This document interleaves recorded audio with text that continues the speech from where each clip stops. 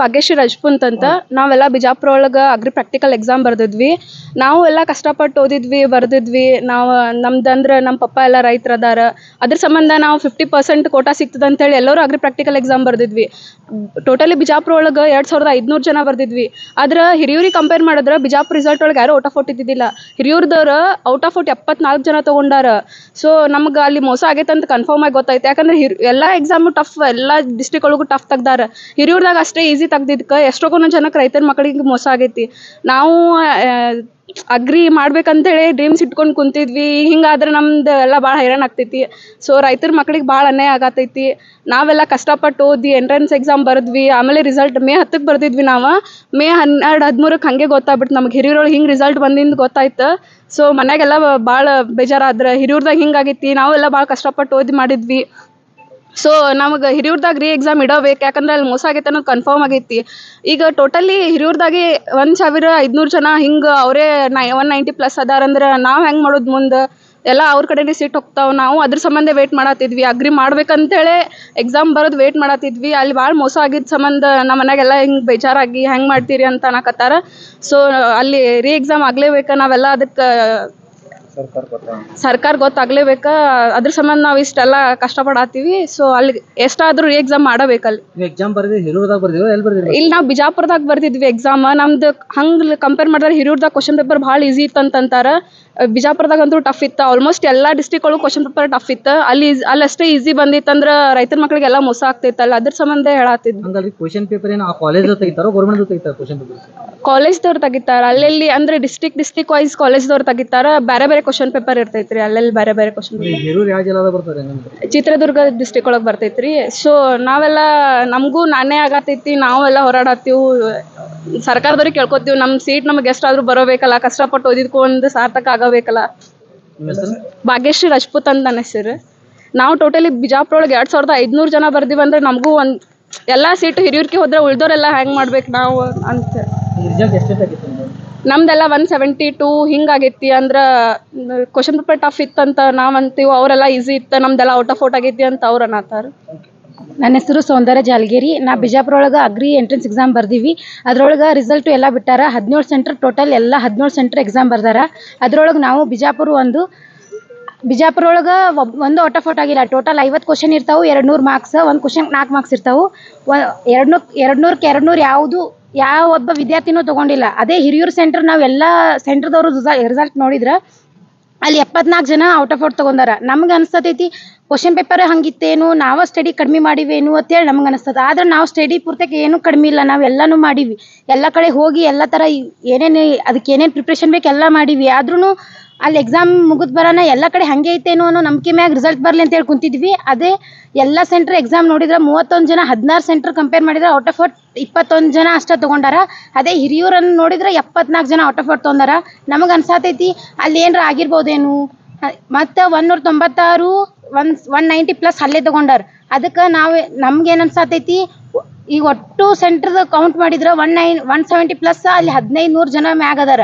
ಉಳ್ಕಿ centre ಎಲ್ಲ ಕುಡಿಸಿದ್ರೆ ಕಡಿಮೆ ಐತಿ, ಭಾಳ ಕಡಿಮೆ ಐತಿ. ಹಾಗಾದ್ರೆ ಗೌರ್ಮೆಂಟಿಗೆ ಸೀಟ್ ಕೊಡೋದಾದ್ರೆ ಅವರು ಎಲ್ಲಿದು ಏನು ಅಂತೇಳಿ ನೋಡಂಗಿಲ್ಲ. ಬರೀ ಸೀಟ್ ಅನೌನ್ಸ್ ಮಾಡ್ತಾರೆ. ಅವಾಗ ನಮಗೇನಾಕೈತಿ, ನಾವು ಎಕ್ಸಾಮ್ ಬರ್ದೀವಿ ಅದಕ್ಕೆ ಹೆಂಗೆ ಅನ್ಸಾತೈತಿ. ಅದಕ್ಕೆ ನೋಡ್ರಿ ನೀವು ಚಂದಾಗೆ ಪರಿಶೀಲನೆ ಮಾಡಿರಿ. ನಮಗಂತೂ ಎಲ್ಲರಿಗೆ ಅನ್ಸ್ಲಾತೈತಿ ಅಲ್ಲಿ ಮೋಸ ಆಗೈತಿ ಅಂತ ಅನಿಸ್ಲಾತೈತಿ. ಎಲ್ಲರಿಗೂ ಒಂದೇ ನ್ಯಾಯ ಬೇಕು. ವಿದ್ಯಾರ್ಥಿಗಳಂದ್ರೆ ಎಲ್ಲರೂ ಅಷ್ಟೇ ಕಷ್ಟಪಟ್ಟಿರ್ತಾರೆ. ಎಲ್ಲರಿಗೂ ಒಂದೇ ನ್ಯಾಯ ಸಿಗಬೇಕು. ಅವರು ಓದಿ ಕಷ್ಟಪಟ್ಟು ತೊಗೊಂಡ್ರೆ ನಾವೇನು ಅಂತಿದ್ದಿಲ್ಲ. ಆದರೆ ಎಲ್ಲ ಸೆಂಟ್ರಿಗೂ ಕಂಪೇರ್ ಮಾಡಿದ್ರೆ ಅವ್ರ ಸೆಂಟ್ರ್ ಅಷ್ಟೇ ಆಗೈತಲ್ಲ. ಅದಕ್ಕೆ ನಮಗೆ ಭಾಳ ಬೇಜಾರಾಗೈತಿ. ರೈತರ ಮಕ್ಕಳಿಗೆ ಅನ್ಯಾಯ ಆಗತ್ತದ ಅಂತ ಹೇಳಿ ನಮ್ಗೆ ಎಲ್ಲರಿಗೂ ಅನ್ಸಾತೈತಿ. ದಯವಿಟ್ಟು ನೀವು ಏನರ ಪ್ರಯತ್ನ ಮಾಡಿ ಅವ್ರಿಗೆ ವಾಪಸ್ ಎಕ್ಸಾಮ್ ಮಾಡಿರಿ. ಎಲ್ಲರಿಗೂ ಒಂದೇ ನ್ಯಾಯ ಸಿಗಂಗೆ ಮಾಡಿರಿ. ರೈತರಿಗೆ ಸಪೋರ್ಟ್ ಮಾಡೋರ್ದಾರ ಅಂತ ಹೇಳಿ ತೋರಿಸ್ಕೋರಿ ಅಂತ ಹೇಳಿ ನಿಮ್ಮ ಕೈ ಮುಗಿದು ಕೇಳ್ಕೊತೀವಿ. ಇವತ್ತು ಕರ್ನಾಟಕ ರಾಜ್ಯ ರೈತ ಸಂಘ ಹಾಗೂ ಹಸಿರು ಸೇನೆ ವತಿಯಿಂದ ವಿಜಯಪುರದ ಮಾನ್ಯ ಜಿಲ್ಲಾಧಿಕಾರಿಗಳ ಮೂಲಕ ಇದೇನು KE ಬೋರ್ಡ್ ಅಂತ ಏನು ಕರಿತೀವಿ, ಆ ಬೋರ್ಡಿಗೆ ನಾವೇನಾದ ಮನವಿ ಸಲ್ಲಿಸಕ್ಕೆ ಬಂದಿವಿ. ಯಾಕಪ್ಪ ಅಂತಂದ್ರೆ ಮೇ 10ನೇ ತಾರೀಕು ಇಡೀ ರಾಜ್ಯದ 17 ಸೆಂಟರ್ಗಳಲ್ಲಿ ಇದೇನಾದ ಅಗ್ರಿ ಎಂಟ್ರೆನ್ಸ್ ಎಕ್ಸಾಮ್ ನಡೆದಿತ್ತು. ಅದಕ್ಕೆ ಸಂಬಂಧಪಟ್ಟಂಗೆ ಇಡೀ ರಾಜ್ಯದಲ್ಲಿ ಸುಮಾರು 25,000 ಜನ ವಿದ್ಯಾರ್ಥಿಗಳು ಪರೀಕ್ಷೆ ಬರೆದಿದ್ರು. ಅದರಲ್ಲಿ ಚಿತ್ರದುರ್ಗ ಜಿಲ್ಲೆಯ ಹಿರಿಯೂರದಲ್ಲಿ 2,500 ಜನ ವಿದ್ಯಾರ್ಥಿಗಳು ಬರೆದಿದ್ರು. ಅದರಲ್ಲಿ ಬಹುತೇಕ 70% ರಿಂದ 80% ಮಂದಿ ಮಕ್ಕಳು ಅಲ್ಲೇ ಸೆಲೆಕ್ಷನ್ ಆಗ್ಯಾರ. ಸೊ ಹಿಂಗಾಯ್ತಪ್ಪ ಅಂತಂದ್ರೆ ಅಲ್ಲಿ ಏನೋ ಒಂದು ಅಕ್ರಮ ನಡೆದದ, ಮೋಸ ನಡೆದದ ಅಂತ ಹೇಳಿ ಈಗಾಗಲೇ ಎಲ್ಲ ವಿದ್ಯಾರ್ಥಿಗಳು, ವಿದ್ಯಾರ್ಥಿ ಪಾಲಕರು ಮಾತಾಡಕತ್ತಾರ. ಸೊ ಹಿಂಗೆ ಆಯ್ತಪ್ಪ ಅಂತಂದ್ರೆ ರೈತರ ಮಕ್ಕಳಿಗೆ, ಬಡ ರೈತರ ಮಕ್ಕಳಿಗೆ ಅನ್ಯಾಯ ಆಗ್ಲಕತ್ತದ. ಈ ನಿಟ್ಟಿನೊಳಗೆ ಮಾನ್ಯ ರಾಜ್ಯ ಸರ್ಕಾರಕ್ಕೆ ನಾ ಏನು ಒತ್ತಾಯ ಮಾಡ್ತೀನಪ್ಪ ಅಂತಂದ್ರೆ, ಇಡೀ ರಾಜ್ಯದಲ್ಲಿ ಆಗಿರುವಂಥ 200ಕ್ಕೆ 200 ಮಾರ್ಕ್ಸ್ ತೊಗೊಂಡಂಥವ್ರು ಕೇವಲ 21 ಜನ ಅದಾರ. ಆದ್ರೆ ಹಿರಿಯೂರದಲ್ಲಿ ಮಾತ್ರ 74 ಜನ ತೊಗೊಂಡಾರ. ಸೊ ಹಿಂಗಾಯ್ತಪ್ಪ ಅಂತಂದ್ರೆ ಅಲ್ಲಿ ಸಾಕಷ್ಟು ಮೋಸ ಆಗಿರೋದು ಈಗಾಗಲೇ ಬೆಳಕಿಗೆ ಬಂದದ. ಆ ನಿಟ್ಟಿನೊಳಗೆ ರಾಜ್ಯ ಸರ್ಕಾರ ಇದ್ರ ಬಗ್ಗೆ ಒಂದು ತನಿಖೆಯನ್ನು ಮಾಡಿ ಆ ಹಿರಿಯೂರು ಸೆಂಟರ್ನ ಪರೀಕ್ಷೆಯನ್ನು ಮತ್ತೊಮ್ಮೆ ರೀಪರೀಕ್ಷೆ ಮಾಡಬೇಕು, ಮರುಪರೀಕ್ಷೆಯನ್ನು ಮಾಡಿ ಎಲ್ಲ ವಿದ್ಯಾರ್ಥಿಗಳಿಗೂ ಸರಿಸಮಾನವಾಗಿ ಅವಕಾಶಗಳನ್ನು ಕಲ್ಪಿಸಬೇಕು. ಇಲ್ಲಪ್ಪ ಅಂತಂದ್ರೆ 70% ಅಲ್ಲೇ ನಾವು ಸೆಲೆಕ್ಷನ್ ಆಯ್ತಪ್ಪ ಅಂತಂದ್ರೆ ಉಳಿದ 16 ಜಿಲ್ಲೆಗಳಲ್ಲಿ 16 ಸೆಂಟರ್ಗಳಲ್ಲಿ ಬರೆದಂಥ ಮಕ್ಕಳಿಗೆ ಅನ್ಯಾಯ ಆಗ್ಲಕತ್ತದ. ಸೊ 25,000 ಜನ ಮಕ್ಕಳಿಗೆ ಅನ್ಯಾಯ ಆಗ್ತದೆ ಅಂತ ಹೇಳಿ ಈ ಸಂದರ್ಭದಲ್ಲಿ ಆಗ್ರಹ ಮಾಡ್ತಾ, ಈ ಕೂಡಲೇ ರಾಜ್ಯ ಸರ್ಕಾರ ಅದನ್ನ ಹಿರಿಯೂರು ಸೆಂಟರ್ನ ಮರುಪರಿಶೀಲನೆ ಮಾಡಬೇಕು, ಎಲ್ಲ ರೈತರ ಮಕ್ಕಳಿಗೆ ನ್ಯಾಯ ಒದಗಿಸಿಕೊಡ್ಬೇಕಂತೇಳಿ ಈ ಸಂದರ್ಭದಲ್ಲಿ ಆಗ್ರಹ ಮಾಡ್ತಾ ಇದ್ವಿ.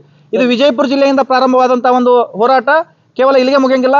ಆದಷ್ಟು ಬೇಗನೆ ಮಾಡಲಿಲ್ಲಪ್ಪ ಅಂತಂದ್ರೆ ರಾಜ್ಯದ 31 ಜಿಲ್ಲೆಗಳಲ್ಲಿ ಕೂಡ ರೈತ ಸಂಘದ ವತಿಯಿಂದ ನಮ್ಮ ರೈತರ ಮಕ್ಕಳಿಗಾಗಿ ನಾವು ಹೋರಾಟವನ್ನು ಮಾಡ್ತೀವಿ ಅಂತೇಳಿ ಈ ಸಂದರ್ಭದಲ್ಲಿ ಆಗ್ರಹ ಮಾಡ್ತಾ ಇದ್ವಿ. ಸರ್, ನನ್ನದೊಂದು ಪ್ರಶ್ನೆ ಏನಾಗಿತ್ತಪ್ಪ ಅಂತಂದ್ರೆ, ಮೊನ್ನೆ ನೀಟ್ನಲ್ಲಿ ಕೂಡ ಅವ್ಯವಹಾರ ಆಯಿತು.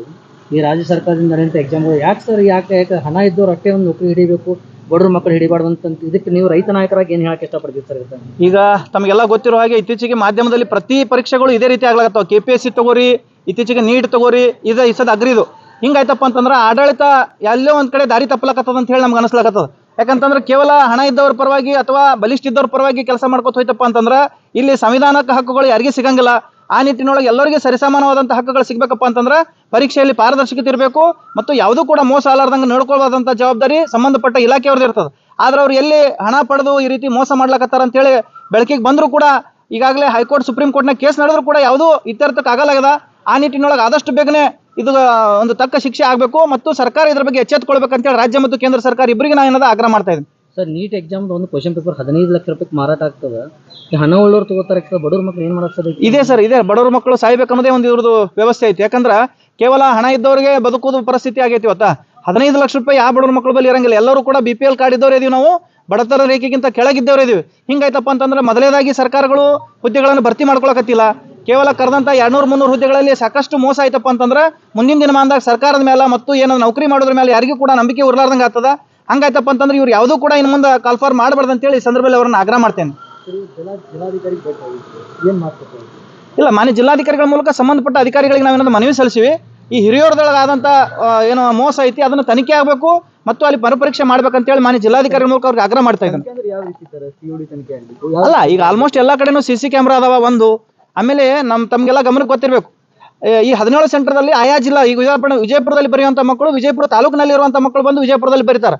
ಆದ್ರೆ ಹಿರಿಯೂರದಾಗ ಹೆಂಗಾಗದಪ್ಪ ಅಂತಂದ್ರೆ ರಾಜ್ಯದ ವಿವಿಧ ಮೂಲೆಗಳಿಂದ ಬಂದು ಅಲ್ಲಿ ಪರೀಕ್ಷೆ ಬರೀತಾರಪ್ಪ ಅಂತಂದ್ರೆ ಅಲ್ಲಿ ಮೋಸ ಆಗಿರ್ಲಕ್ಕೆ ಶಂಕೆ ಖಂಡಿತವಾಗಿ ನಮಗೆಲ್ಲ ಕಾಣಕತ್ತದ.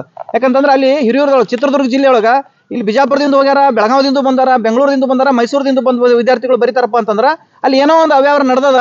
ಅದು ಏನಾಗ್ಯದ ಅನ್ನೋದು ತನಿಖೆ ಮಾಡ್ಬೇಕು ಅವ್ರು. ಅದು ಏನಾದ್ರು ಹಣ ಕೊಟ್ಟ ಪರೀಕ್ಷೆ ಪತ್ರಿಕೆಯನ್ನು ಲೀಕ್ ಮಾಡ್ಯಾರೋ ಅಥವಾ ಸರಳ ತೆಗೆದಾರೋ ಅನ್ನೋದು ಒಂದು ಕೂಡ ಪ್ರಶ್ನೆ ಆಗ್ತದೆ. ಯಾಕಂದ್ರೆ ಈ ಪ್ರಶ್ನೆ ಪತ್ರಿಕೆ ಹೆಂಗಿರ್ತಂದ್ರೆ ಆಯಾ ಜಿಲ್ಲಾದಲ್ಲಿ ಬೆಳೆಯುವಂಥ ಬೆಳೆಗಳಿಗೆ ಸಂಬಂಧಪಟ್ಟಂತೆ, ಕೃಷಿ ಮತ್ತು ತೋಟಗಾರಿಕೆಗೆ ಸಂಬಂಧಪಟ್ಟಂತ ಬೆಳೆಗಳಿಗೆ ಸಂಬಂಧಪಟ್ಟಂತೆ ಪ್ರಶ್ನೆ ಪತ್ರಿಕೆ ಇರ್ತದ. ಅದಕ್ಕೆ ಆ ರೀತಿ ಆಗಿದ್ದೇ ಕರೆ ಆಯ್ತಪ್ಪ ಅಂತಂದ್ರೆ ಅಂಥವ್ರ ವಿರುದ್ಧ ಕಾನೂನು ಕ್ರಮ ಕೈಗೊಳ್ಳಬೇಕು.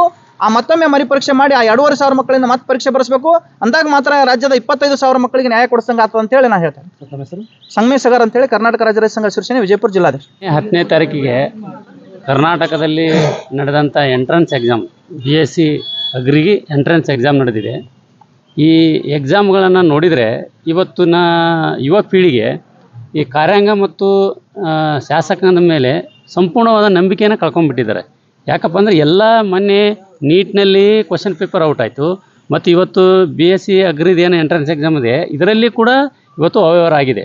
ಯಾಕಪ್ಪ ಅಂತಂದರೆ ಈಗ ಇಡೀ ಎಲ್ಲ 17 ಸೆಂಟರ್ಗಳಲ್ಲಿ 16 ಸೆಂಟರ್ನಲ್ಲಿ ಔಟ್ ಆಫ್ ಔಟು 21 ಬಂದಿದೆ. ಬರೀ ಹಿರೂರಿನಲ್ಲೇ 74 ಔಟ್ ಆಫ್ ಔಟ್ ಬಂದಿದೆ.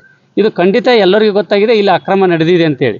ಅದಕ್ಕೆ ಇದನ್ನು ಕೂಡಲೇ ತನಿಖೆ ಮಾಡಬೇಕು. ಯಾಕೆ ಹಿಂಗೆ ಆಗ್ತಾ ಇದೆಯಪ್ಪ ಅಂತಂದ್ರೆ ಯಾವುದೇ ಎಕ್ಸಾಮ್ಗಳಲ್ಲಿ ಅಕ್ರಮ ನಡೆದಾಗ ಯಾರು ಭಾಗಿಯಾಗಿದಾರಲ್ಲ ಅವ್ರನ್ನ ಬರೀ ಸುಮ್ಮನೆ ಒಂದು 6 ತಿಂಗಳು ಸಸ್ಪೆಂಡ್ ಮಾಡ್ತಾರೆ ಮತ್ತು ವಾಪಸ್ ನೌಕರಿ ತೊಗೊಂಡ್ಬಿಡ್ತಾರೆ. ಹೀಗಾಗಿ ಅವ್ರಿಗೆ ಯಾವುದೂ ಭಯ ಇಲ್ಲ.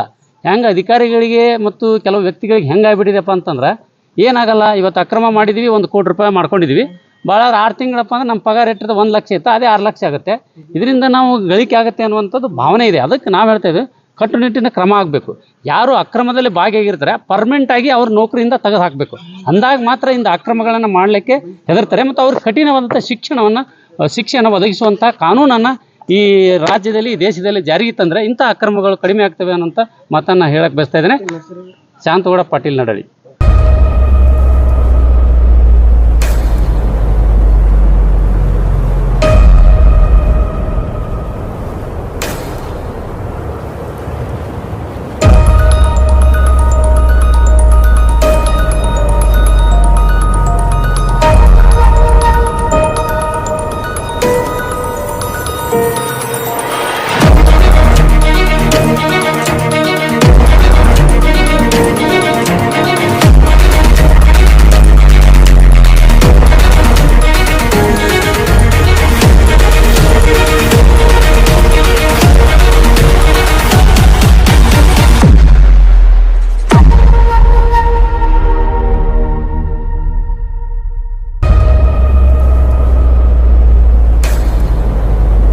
पल पल की खबरों के लिए हमारे YouTube चैनल को सब्सक्राइब कीजिए, हमारे वीडियो को लाइक कीजिए और सबसे पहले हमारी न्यूज देखने के लिए बेल आइकॉन पर क्लिक करना ना भूलें।